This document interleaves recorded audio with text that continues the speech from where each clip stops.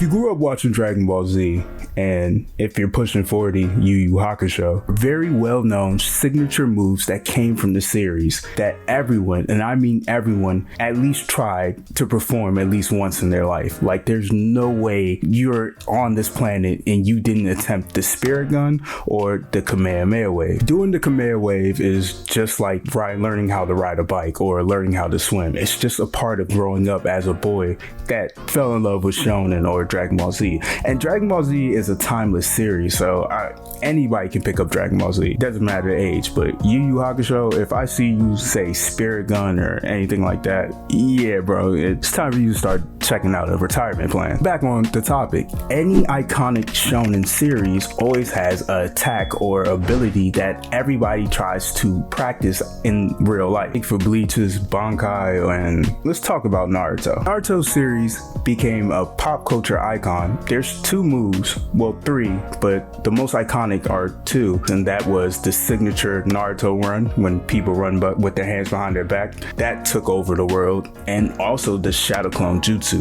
And just doing hand signs in general was something everybody practiced when they were growing up, or currently do now when anytime they experience Naruto. I'm not gonna lie, that shit was fire, bro. Doing the hand signs and doing the fireball jutsu. But there's one more move, one more iconic move that was a staple to Naruto's arsenal, and that move was called the Rasengan. Yo, it's Two Side Anime here, and today we're gonna talk about the Rasengan and how it's way deeper than you think. Let's get straight into the video. You know it's theory time. I'm about to talk a bunch of nonsense that, yeah, let's just start the video.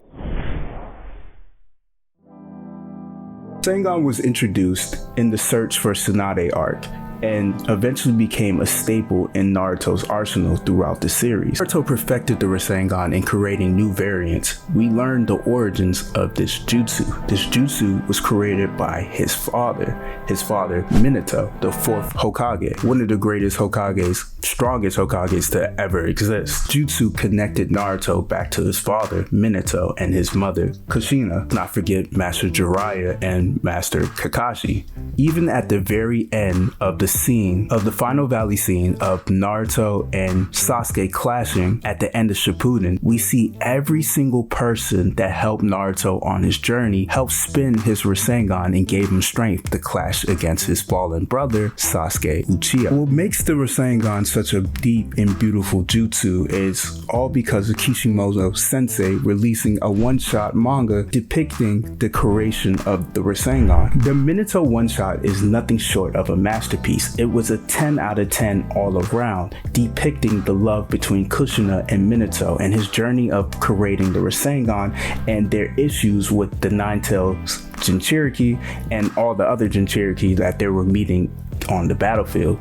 This was a time of war, a time of uncertainty, and there was a point in time where Kushina would be pushed to go to the battlefield. Mere thought gave Minato the idea of creating a jutsu that can help him fight against the tail beast to counter their Biju bomb, and that's where his journey of creating the Rasengan started. Kushina leaves the spiral that contains the Nine-Tails, the barrier that takes the form of the Uzumaki clan sealing jutsu, to go hang out with Minato because he had to on their Uzumaki clan sealing training. Right before the Nine-Tails breaks out and tries to take over Kushina's body, we see a heartfelt conversation between Minato and Kushina, and Minato is basically saying how much he loves her and how he wants to protect her, and this is why he's creating this jutsu.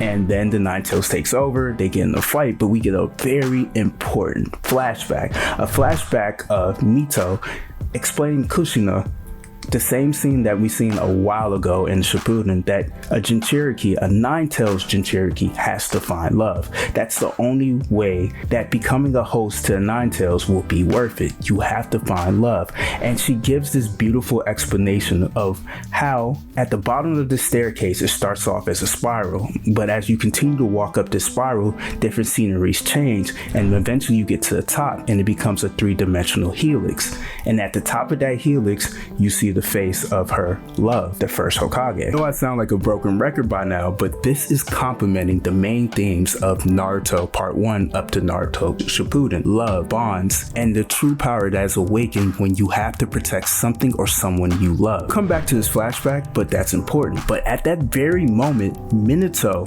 protecting the person he loves, was able to stabilize the Rasengan and use it against the Nine Tails and defeat the Nine Tails and save Kushina. Ultimate display of love, sacrificing yourself to make sure the person that you want to protect makes it home safe. When Minato wakes up, Kushina takes him up the same exact staircase that Mito took her up. That's where Kushina named the jutsu. The jutsu was made specifically to protect Kushina from any harm.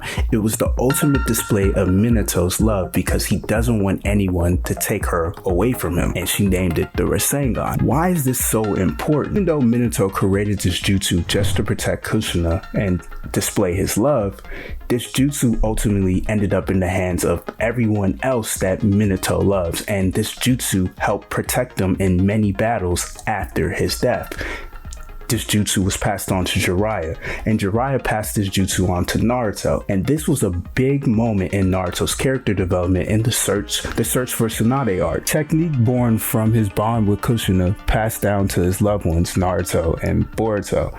This is really what this jutsu has been since the introduction early in Naruto Part 1 and all the way to the end of Shippuden, and even now prominently in Boruto. Spirit, Minato has been protecting his family tree since his death. Just even take a look at the Boruto series and how Boruto went on a journey to learn the Rasengan. See, Sasuke gave Boruto a mission. You have to learn the Rasengan before I take you on as my pupil. Boruto made his vanishing Rasengan. We already know how that story went, but more importantly, moving into the invasion arc, the Momoshiki invasion arc, once Boruto finds his resolve and puts on his father's jacket and steps into the role as a shinobi alongside with Master Sasuke, they go into a journey to retrieve his father from whatever dimension Momoshiki created to extract the Nine Tails. Final part of the fight between Momoshiki versus Naruto and Sasuke and Boruto, Naruto walks up to Boruto and gives him a massive Rasengan, and that's very important because at that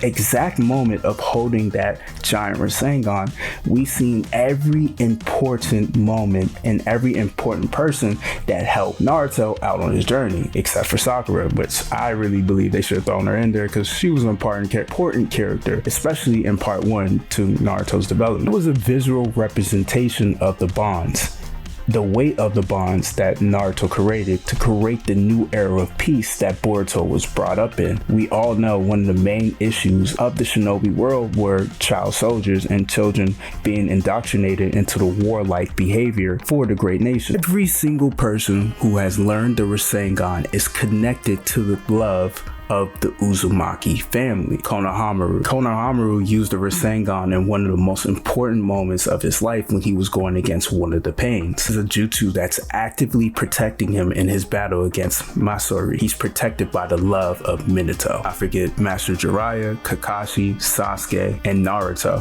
With Naruto's son, Boruto. Every single character that has learned this jutsu is actively protecting the Leaf Village and protecting the dream of the fourth Hokage of making a peaceful world, and now standing right next to his son Naruto, allowing Naruto to achieve his goal of becoming a Hokage and also bringing peace in the endless sadness that was taking place because of the different cycles of war. One singular technique that connected generations upon generations of the Uzumaki family together, all through the concept of love. A powerful attack that protects everyone. It makes you take a moment to appreciate the final scene, the final clash between the Chidori and the Rasengan during the Final Valley Part 2 fight. When Sasuke had his Chidori, we only seen the hands of Itachi. That was the promise Itachi made. Sasuke to love him no matter what decision he made, but for Naruto, we seen so many different hands going across his Rasengan, all connecting towards him to give him the power to win against Sasuke.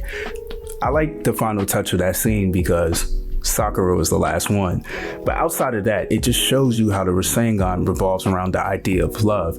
Every bond that Naruto made on his journey to bring Sasuke home helped him out in the final effort to knock some sense into his friend.